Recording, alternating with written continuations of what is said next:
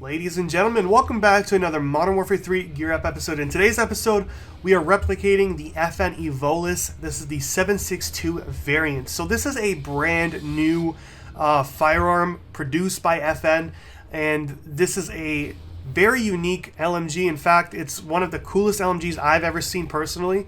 They do have something wrong with it though, and I can already see it. I just noticed it as I'm talking to you guys. But that selector switch should have 3 options, not 2.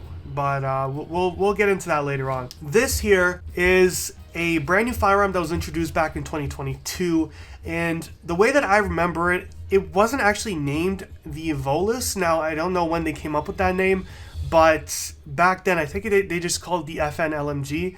And this thing looked badass, and when it got released, it looked even better. I love the way it looks. I love the paint on it. Let's get into the real-life facts a little bit. It's a very unique firearm released by FN, and it's got a patented lateral feed mechanism. That's what they call it. And I saw some demonstrations on it where this guy put the belt in and it didn't want to fall out. And then it's also got an automatic last link ejection system, which is pretty cool. I'm not too sure what other LMGs have that system. So this would be a really cool replacement, in my opinion, for the military if they actually decided to go that far. Because from what I saw, this thing is pretty badass. On top of that, unlike most LMGs that you have to kind of take the top cover off just to load the rounds in, this one is loaded from the side, which you guys will see when we reload the firearm. So very cool, and it's a very simple build today. You guys could already tell from the preview here, but let's get into it. Okay, so I actually made some changes before I got into the attachments with you guys, because I realized that I slapped on a 5.56 magazine, which converted it obviously to a 5.56, which we don't really want. We want the 7.62 variant, so I decided to switch it up and put the 7.62 drum back on, even though this is technically aesthetically inaccurate because this is not what the drum looks like in real life. However, it's the only one that runs a 7.62 that actually looks good. The other one is a 50 round, which doesn't make sense to run. It's just kind of pointless. So we're going to stick with this one. So starting off with the barrel here, we're using the LRF Righteous Long Barrel. This barrel replicates it from real life. In fact, if you check out FN's website, you will see that the actual EVOLYS is running a barrel close to this length. The one that the game kind of gives you right off the bat here is definitely not accurate to it. Maybe the military variant, but I'm not too sure. That's not what I'm seeing on their website here. So moving on here to the optics. Of course, the optics are optional on 90% of the firearms that I actually do mention to you guys and make videos on, but I like to run the X10 Angel 40. This is one of my favorite optics in the game. This is a rangefinder / EOTech type of optic, so it's really cool. Definitely recommend it. But of course, if you want something that fits the aesthetics next, I would recommend the KR Mortis Precision 2.5x. I think this one is definitely something that suits it, but again, like I'm just going to run the X10 here. As for the rear grip, we're going to be using the...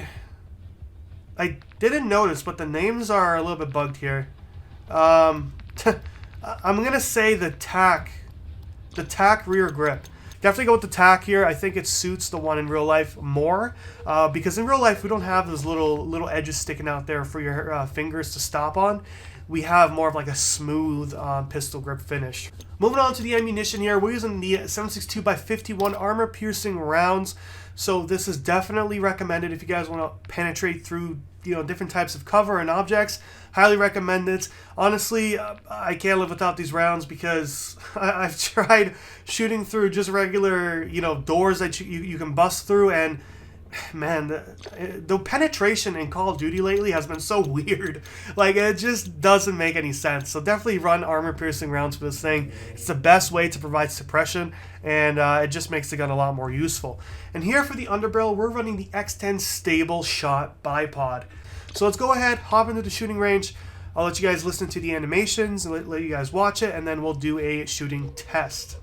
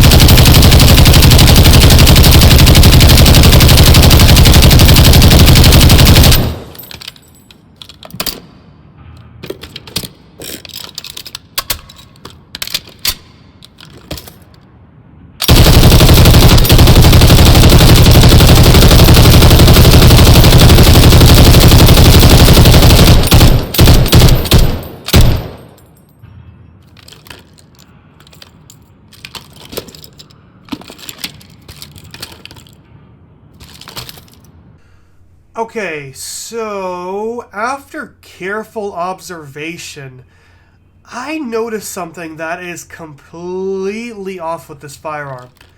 I didn't know it until now, and I don't know why I didn't notice it when I was actually playing with it, because this is maxed out right now. It's actually reloading by lifting up the top tray, which is not supposed to be a thing.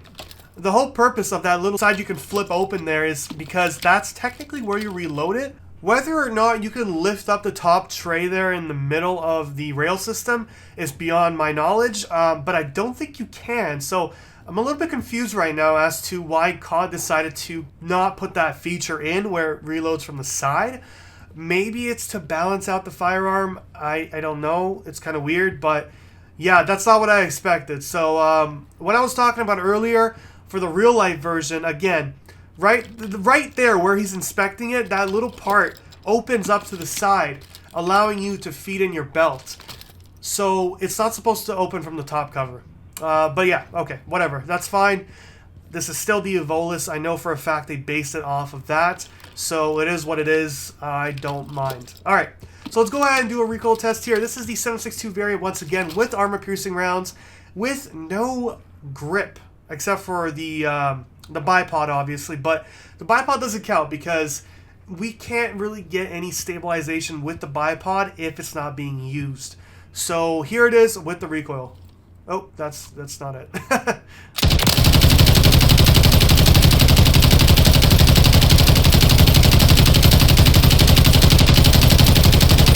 Yeah, it's very controllable. I didn't have to shoot off all the rounds there, but I did anyway. It's very controllable, very cool.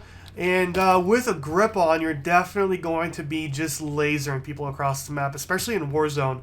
So this is one gun I'm definitely excited to use in Warzone. I can't wait to try this thing out. I haven't tried it yet. I've been just doing zombie camos, but definitely excited for this one. So that's basically it for the build. I don't do the shooting range tests anymore, mainly because these are not accurate dummies. Well, that's basically it. Thank you, ladies and gentlemen, for watching. Definitely check out the description below if you guys are looking for any Control Freak items or scuff items that you can order to be better at your Modern Warfare 3 games, be more competitive. And definitely go ahead and check out the Amazon links in the description below.